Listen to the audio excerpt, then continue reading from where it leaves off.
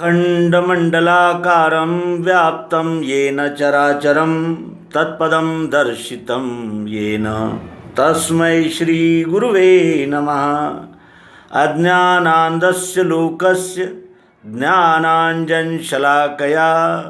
चक्षुरुन्मीलितं येन तस्मै श्रीगुरुवे नमः।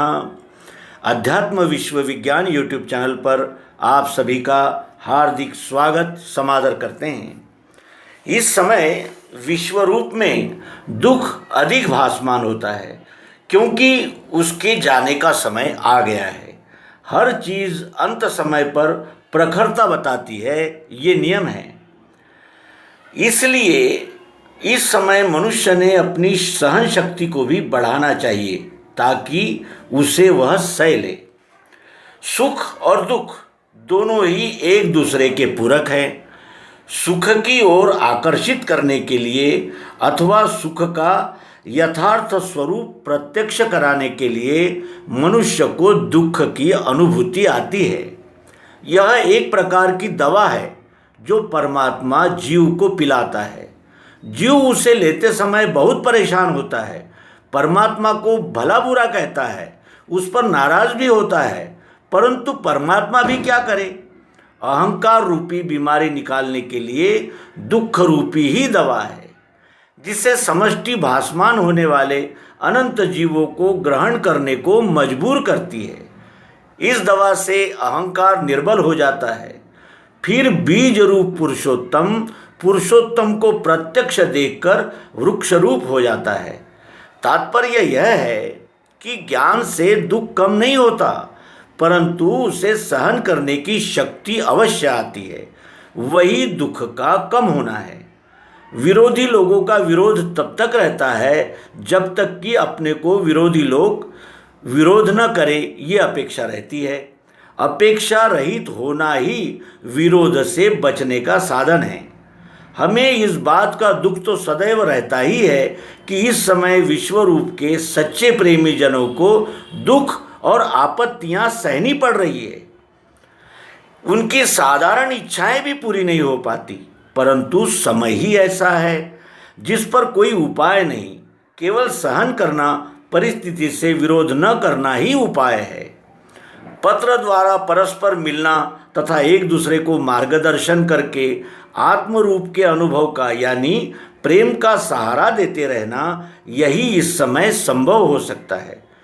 क्योंकि विश्व रूप का सहारा जब तक उसके भक्तों को नहीं मिलता तब तक उनकी सभी इच्छाएं पूरी कैसे होंगी। इसलिए तब तक विश्व रूप पर विश्वास रखकर जो हुई है सो सही है, यही साधन है। मनुष्य जीवन एक संघर्ष ही है। सुख दुख प्रकार बदल बदल जीवन में आते ही रहते हैं।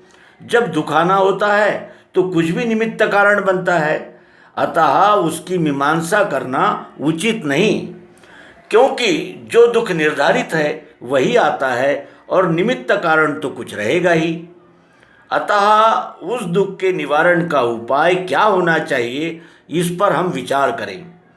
महापुरुषों के जीवन तथा उनके अनुभव क्या कहते हैं, ये देखें। इस संबंध में एक वचन महाभारत में आया है। सुखम वा यदि वा दुखम, प्रियम वा यदि वा प्रियम, प्राप्तम उपासित हृदयेना पराजिता। सुख हो अथवा दुख हो, प्रिय हो अथवा अप्रिय हो, जो जिस समय प्राप्त हो वह अपने मन बुद्धि का संतुलन न खोते हुए तथा कर्तव्य, इसका अर्थ यह है कि उचित उपाय दुख निवारणार्थ करते हुए सहते रहना चाहिए। इस वचन से यह स्पष्ट है कि सुख दुख का क्रम रहता ही है, क्योंकि सुख की इच्छा ही दुख का मूल है। अतः पहली बात तो ये हुई कि अपने को अपने मन बुद्धि में जो उसी समस्या बात का कंप रहता है उसे हटाकर जो जिस समय उचित प्रतीत हो तथा अपने करने की क्षमता में हो उसे करते रहना चाहिए। एक बात ध्यान में रहना चाहिए कि परिवार में यदि एक व्यक्ति का भी संतुलन स्थिर रहे तो संपूर्ण परिवार पर उसका परिणाम होता है। मनुष्य ने मन में संकल्प विकल्प नहीं आने देना चाहिए। जो अपनी क्षमता में है, जो अपने अंतःकरण से अपने को समय समय पर उपाय प्रेरित होते हैं, उसे करना चाहिए। यही अपने हाथों में है। बाकी के विचार, फल की कल्पना, परिणाम की कल्पना, इनसे उठने वाले संकल्प विकल्प त्याग कर मन को शांत रखना चाहिए। मनुष्य केवल कर्तव्य का अधिकारी है, वही करके अपने को शांति मिलती है। अब जो भी दुख सुख निहित होंगे वो भोगने ही पड़ते हैं, उसमें धैर्य रखकर भोगो और विश्वरूप परमात्मा पर विश्वास बना रहे। भगवान ने भी जो हुई है सो कहिए यही कहा है। तो इस संदेश के साथ इस अंक का विराम करेंगे कि हर दुख हमारे लिए सुख की एक दिशा होती है और हर सुख के पीछे कोई न कोई दुख छिपा होता है। सुख दुख का छाया और जिसे कहते हैं कि यानी उजाला और अंधेरा, ये एक प्रकार का चक्र है। अंधेरे के बाद उजाला और उजाले के बाद फिर अंधेरा, क्योंकि उतार के बाद ही चढ़ाव और चढ़ाव के बाद उतार, इसी को जीवन कहते हैं। जीवन सुख दुख का एक मिश्रित स्वरूप है। इसलिए हमें दुख में विचलित नहीं होना चाहिए और सुख में अपने आप को अधिक से अधिक उल्लासित और अपेक्षा नहीं पालनी चाहिए, क्योंकि सम्यक दृष्टि, सम्यक बुद्धि प्राप्त करना ही अध्यात्म का परम ध्येय है।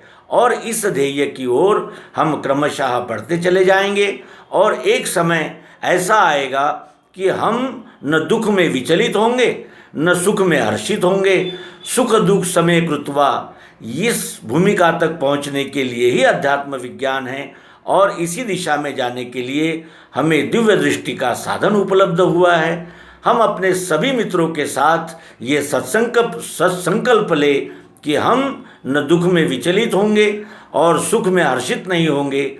यथामति हम स्थिर बुद्धि रखकर इस विश्व में अपना कर्तव्य पालन करते हुए चलेंगे और एक समय स्थित प्रज्ञता प्राप्त करके विश्वरूप को जानते हुए विश्वरूप ही हो जाएंगे।